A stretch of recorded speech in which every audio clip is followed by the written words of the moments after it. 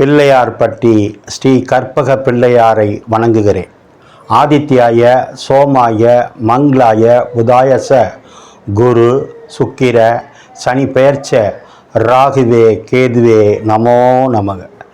நமது வாழ்க வளமுடன் யூடியூப் சேனல் நேயர்கள் அனைவருக்கும் உங்கள் நண்பர் அஸ்ட்ரோ TS மோகன்ராவின் அன்பான வணக்கம், வாழ்த்துக்கள். இப்போ நாம் இந்த வீடியோவில் என்ன பார்க்க போகிறோம் தான் ஜூன் மாத பலன்கள். வழக்கம் போல தான் 12 ராசிக்கும் தனித்தனி வீடியோ. இப்போ இந்த மாதத்தில் கிரகங்கள் எங்கே இருக்குது அப்படின்னா, சுக்கிரன் மேச வீட்டில் பயணம் பண்ணிகிட்டு இருக்காரு. சூரிய பகவான் 15ஆம் தேதிக்கு மேலே ரிஷப வீட்டிலேருந்து மிதுன வீட்டுக்கு வந்துடுவார். குரு பயிற்சி ஆகிட்டார், அதனால் மிதுன வீட்டில் இருக்கார். புதனும் தன்னுடைய சொந்த வீட்டில் மிதுன வீட்டில் இருக்கார். கேது பகவான் செவ்வாய் சிம்ம வீட்டில் இருக்காங்க. செவ்வாய் இப்போ தான் வந்தார், கிட்டத்தட்ட 4-5 வருஷமாக கடக வீட்டில் இருந்த செவ்வாய் இப்போ தன்னுடைய நண்பர் வீடான சிம்ம வீட்டுக்கு வந்திருக்காரு. அங்கே தான் கேது பகவான் இப்போ வந்திருக்காரு. கும்ப வீட்டில் ஆல்ரெடி ராக பகவான் இருக்கார். திருக்கணித பிரகாரம் சனி பகவான் மீன வீட்டில் இருக்கார். இதான் அந்த மாதத்தில் கிரகங்களுடைய நிலைமை. இந்த கிரகங்களை வச்சு தான் நம்ம எப்பவும் போல் 12 ராசிக்கும் எப்படி இருக்குன்னு பார்ப்போம். மாதத்தில் பார்த்தீங்கன்னா வைகாசி விசாகம் ரொம்ப சிறப்பு. எல்லா முருகன் கோவில்கள்லையும் மிகப்பெரிய விழா நடக்கும். அந்த நாட்களில் நாமும் கொண்டாடுவோம். விழா கொண்டாடக்கூடிய வைகாசி விசாகம் கொண்டாடக்கூடிய நாட்டு மக்கள் அனைவருக்கும் நம்முடைய யூடியூப் சேனல் சார்பாக வாழ்த்துக்களை நன்றியும் சொல்லுவோம்.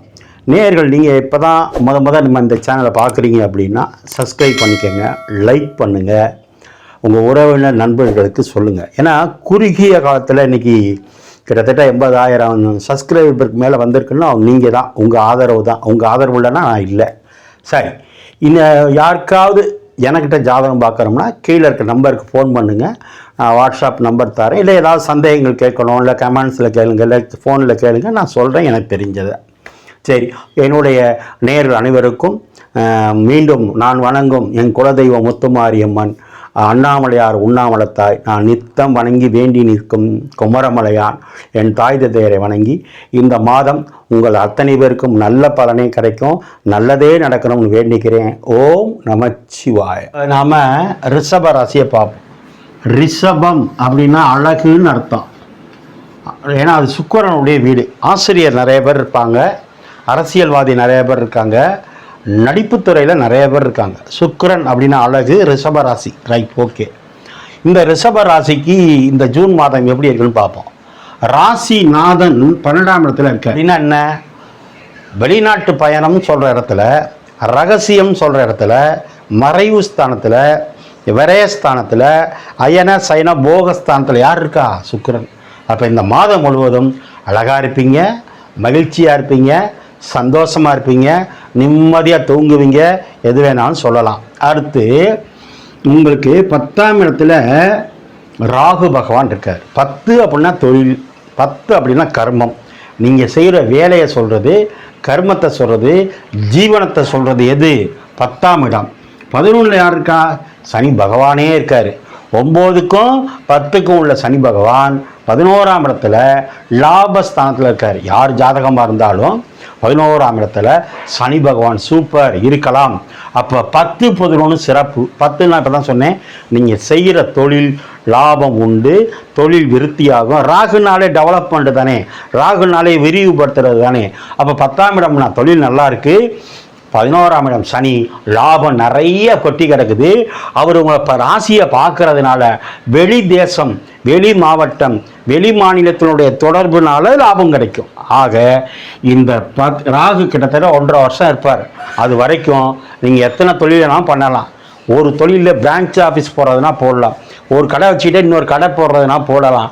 11ல் லாபத்தில் சனி, இதுவும் நீர் வீட்டில் இருக்குது, வெளிநாட்டு தொடர்புனால பணம் கிடைக்கும். ஓகே. அடுத்து ராசிக்கு 4ஆம் இடத்துல செவ்வாயும் கேது இருக்குது. இருக்கலாமா? இருக்கலாம். 7ஆம் வீட்டு கிரகம் செவ்வாய் அப்படின்னா என்ன? நீங்கள் கணவனாக இருந்தால் மனைவியை சொல்கிறது, நீங்கள் மனைவியாக இருந்தால் கணவனை சொல்கிறது. அந்த செவ்வாய் 4ஆம் இடத்துல இருக்குது. அப்போ மனைவி 4ஆம் இடத்துல இருக்காங்க. 4ஆம் இடம்னா வண்டி வாகனம், 4ஆம் இடம்னா சுகம், 4ஆம் இடம்னா வீடு. 4ஆம் இடம்னா பிளாட்டு. அப்போது மனைவி அங்கே வந்து இருக்கிறதுனால மனைவி பெயர்லையோ அல்லது கணவனாக இருந்தால் மனைவி பெயரில், மனைவியாக இருந்தால் கணவன் பெயரில் வீடு வாங்க போகிறீங்க, வீடு கட்ட போகிறீங்க, அல்லது 2 வீலர் கொடுத்துட்டு 4 வீலர் வாங்குவீங்க, கார் வாங்குவீங்க. இதில் மாற்று கருத்து இல்லை. ஏன்னா சொத்துக்காரன் 4ஆம் இடம் சொல்லக்கூடிய ஸ்தானத்திலே வந்திருக்கு, கேதுவோடு சேர்ந்துருக்கு. அப்போ வீட்டுக்கு பக்கத்தில் ஒரு விநாயகர் கோவில் இருக்கும், இல்லைன்னா கிறிஸ்டின் கோவில் இருக்கும், சர்ச் இருக்கும், நீங்கள் சொத்து வாங்குவீங்க, அப்படி இருக்கும். ரைட்.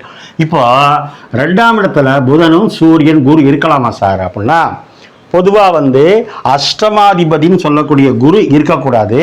ஆனால் லாபாதிபதினு சொல்லக்கூடிய குரு 2ஆம் இடம்னா பணமா, குடும்பமா, வருமானமா, அங்கே ஆல்ரெடி யார் இருக்கா, ஏற்கனவே புதனே இருக்குது. அப்போ வருமானம் அதிகமாக வரும். யார் கூட இருக்குது, சூரியனோட. அப்போ அரசாங்கத்தினால வருமானம். புதன் கான்ட்ராக்டு, யாராவது கவர்மெண்ட்டில் கான்ட்ராக்ட் ஒர்க் எடுக்கிறேன் சார் பார்த்துக்கிட்டு இருக்கேன்னா நிறைய கான்ட்ராக்ட் எடுப்பீங்க, அதனால லாபம் உண்டு. குருனா பணங்க வரும், சூரியன்னா அரசாங்கம், அரசாங்கத்தினால பணம் வரும். 5ன்னா தாத்தா சூரியன், அந்த சூரியன் அங்கே இருக்குது, தாத்தானால யோகம். 5ன்னா ஒரு வகைக்கு குழந்தையும் சொல்லலாம், அந்த சூரியன் அங்கே இருக்குது, குருவும் அங்கே இருக்குது. குழந்தைங்கனால யோகம், தாத்தானால யோகம், அரசாங்கத்தினால யோகம், அரசியல்னால யோகம். புதன்னா கம்யூனிகேஷன், புதன்னா உங்களுக்கு 5 கூடையவர், பூர்வீகத்தினால யோகம். இவ்வளோ யோகம் கொட்டி கிடக்கு.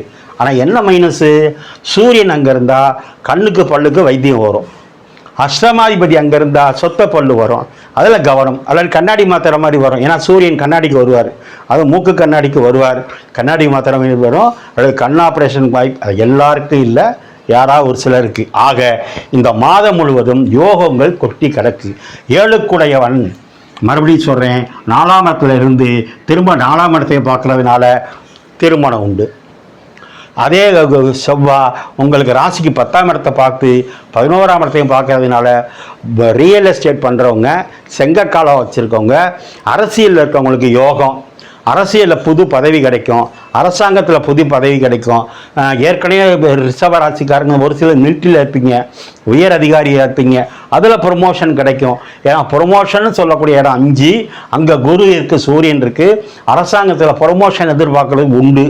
ஆக இந்த மாதம் முழுவதும் ரிஷப ராசிக்கு மிகப்பெரிய யோகங்கள் காத்திருக்கு. உங்களுக்கு, உங்கள் குடும்பத்துக்கு, உங்கள் தாத்தாவுக்கு, உங்கள் பிள்ளைங்களுக்கு யோகம் யோகம் யோகம். உங்கள் யோகம் உங்கள் சித்தப்பாவுக்கு நல்லா இருக்குது, உங்கள் யோகம் உங்கள் அத்தைக்கு நல்லா இருக்குது, இப்படி சொல்லிகிட்டே போகலாம்.